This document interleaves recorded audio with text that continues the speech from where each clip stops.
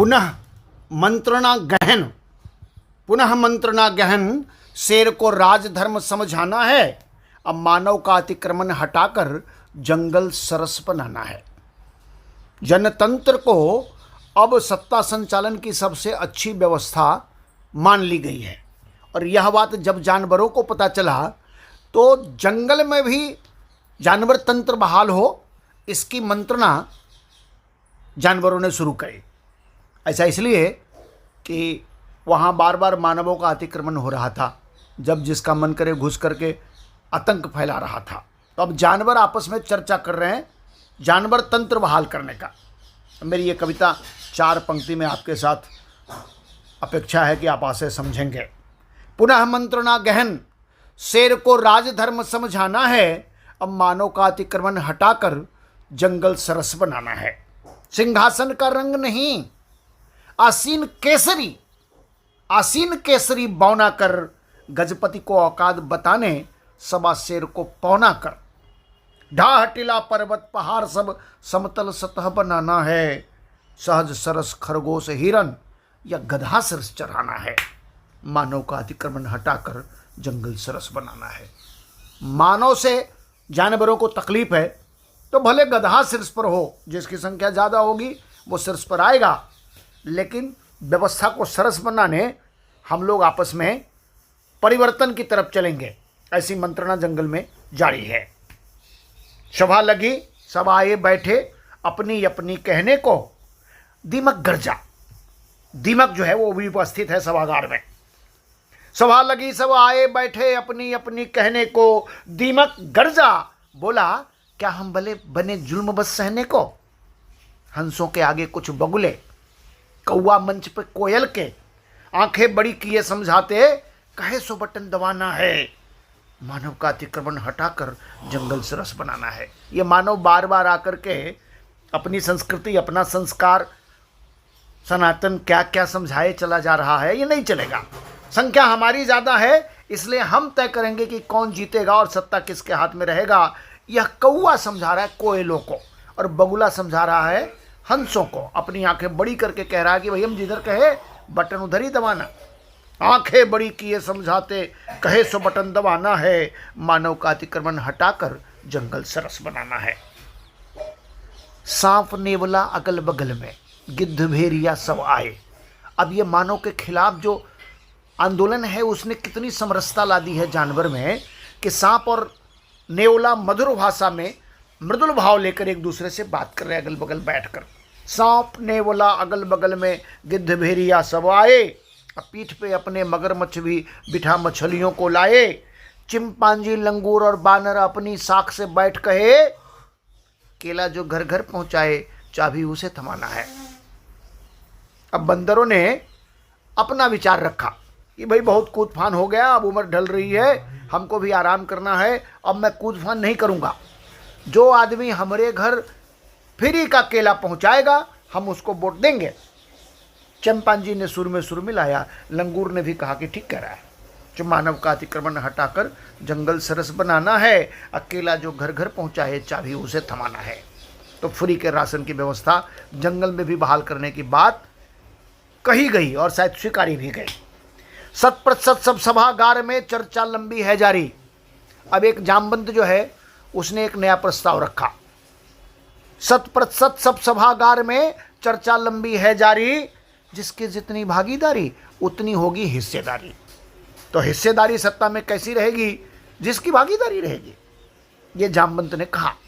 100% सब सभागार में चर्चा लंबी है जारी, जिसकी जितनी भागीदारी उतनी ही हिस्सेदारी। यह सुनकर कुत्तों को चुप रहना आया। अब कुत्ते समझे कि हमारी भी भागीदारी का बात हो रहा है। कुत्तों को चुप रहना आया। यह प्रस्ताव बताना है, चुने उल्लुओं को तय करना किसको हमें जिताना है। कुत्तों ने चुपचाप कहा कि भाई उल्लू महाराज ये तय करेंगे कि किसको कहाँ से जिताना है, कौन सा संसदीय क्षेत्र कौन जीतेगा। ये उल्लू को ज़्यादा अच्छा पता है, क्योंकि रात में सब सोते हुए उसको दिखता है। तो वो बताए कि हम किसको वोट करें, क्योंकि मानव को हटाना इतना आसान है नहीं, तो सबको एकजुट होना है। तो मानव का अतिक्रमण हटाकर जंगल सरस बनाना है। चुनाव आया, वोटिंग हुई। वोटिंग का जो पैटर्न है वो बैलों ने कुछ बैल चुने, बैलों ने अपनी बिरादरी के लोगों को चुना, बैलों ने कुछ बैल चुने, सांड भी छिटपुट चुने गए, लोमड़ी गीदड़ साथ बिठाने। अब चूंकि लोमड़ी गीदड़ थोड़े कम कम थे तो दोनों को एक साथ लाना था चुनाव जिताने, इसलिए चुपके से कुछ भेड़ बकरियां धुने गए। बैलों ने कुछ बैल चुना, सांड भी छिटपुट चुने गए, लोमड़ी गीदड़ साथ बिठाने, भेड़ बकरियां धुने गए। भैंसों ने दावेदारी में घाट मेर सब ढाका। और भैंसों की संख्या भी काफ़ी है और बड़ा शक्तिशाली भी है, तो उसने भी अपनी दावेदारी प्रस्तुत करी और क्या कहा कि भैंसों ने दावेदारी में घाट मेर सब ढा कहा, बलि जो हम में उसको ही रक्षा का डोर थमाना है। यदि मानव को हटाना है तो हम शक्तिशाली हैं, इसलिए हमको भी रक्षा मंत्रालय दो। ये भैंसों ने अपनी दावेदारी करी और दावेदारी में जहाँ भी घाट दिखा, मेर दिखा, उसको उसने ढा दिए। मानव का अतिक्रमण हटाकर जंगल सरस बनाना है। तो इस तरह से जानवर तंत्र बहाल हो रहा है। अब जानवर तंत्र बहाल हो रहा है तो सबको अपनी अपनी संख्या याद आ रही है। तो खटमल जोक पिचोहिया मच्छर सभी व्यस्त हैं जनन कर्म में। अब इन सबको अपनी अपनी संख्या बढ़ानी है, क्योंकि इसकी भागीदारी जितनी होगी उतनी हिस्सेदारी होने वाली सत्ता में। तो सब अपनी अपनी संख्या बढ़ाने में लगे हैं। कौन? खटमल जोक पिचोहिया मच्छर सभी व्यस्त हैं जनन कर्म में। इन्हें हराने सुगर ढूंढे ठोस बहाना कोई धर्म में। अब सुगर कह रहा है कि भैया हमारा तो धर्म ही बच्चा पैदा करना है, तो हम तो बच्चा पैदा करेंगे। चूंकि उनको मच्छरों को हराना है, जोक पिचोहिया को परास्त करना है, तो सुगर अपनी संख्या बढ़ाने के लिए अपने धर्म का आर ले रहा है और अपनी संख्या बढ़ा रहा है। इसका परिणाम क्या हो रहा है कि सहमी है शाही मुर्गे से मुर्गी गली मोहल्ले की। अब शाही मुर्गे संख्या बढ़ाने के लिए वो भी जुट में आ गए, तो उनसे शहर मोहल्ले की मुर्गियां जो है वो खार खा रही है, भाग रही। क्यों? क्योंकि लावारिस चूजे को छोड़ फिर अंडा ढेर लगाना है। अब मुर्गे मुर्गियों को ये समझा रहे हैं कि चूजे जो चलने लगे उनको सड़क पर छोड़ दो, कहीं ना कहीं तो अपना पंचर का दुकान खोलकर काम चला ही लेगा। तो अभी ही और नए अंडे पर लगे हम लोग।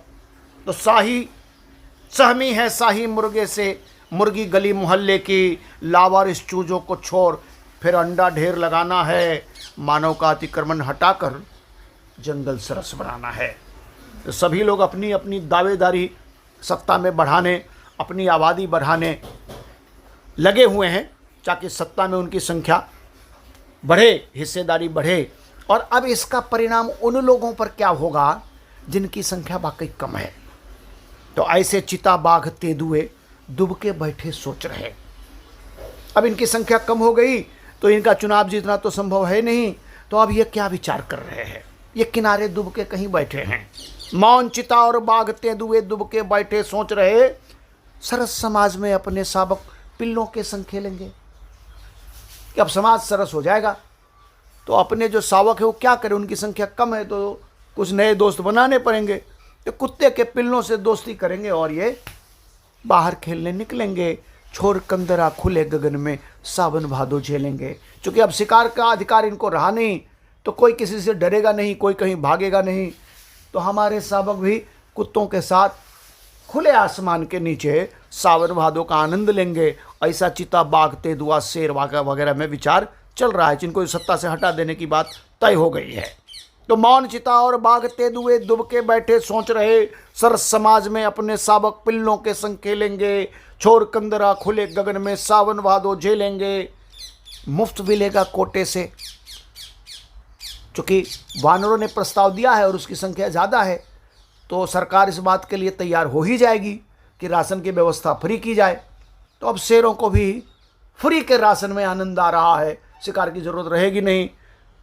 तो शेर चिता आपस में विचार कर रहे हैं कि मुफ्त मिलेगा कोटे से, अब आम अनारस खाना है, अब मानव का अतिक्रमण हटाकर जंगल सरस बनाना है। बहुत संस्कृति और संस्कार की बात किए जा रहे थे, इसलिए अब सत्ता च्युत कर दिया जाए इनको, और यहाँ पेट भरने का बात हो, सब मिलकर खाएं, बांटकर लूटे, सरस हो जाए। सत्ता भले गधा हिरन खरगोश किसी के हाथ जाए। यह मंत्रणा तय हो गई और जंगल में भी जानवर तंत्र बहाल हो गया।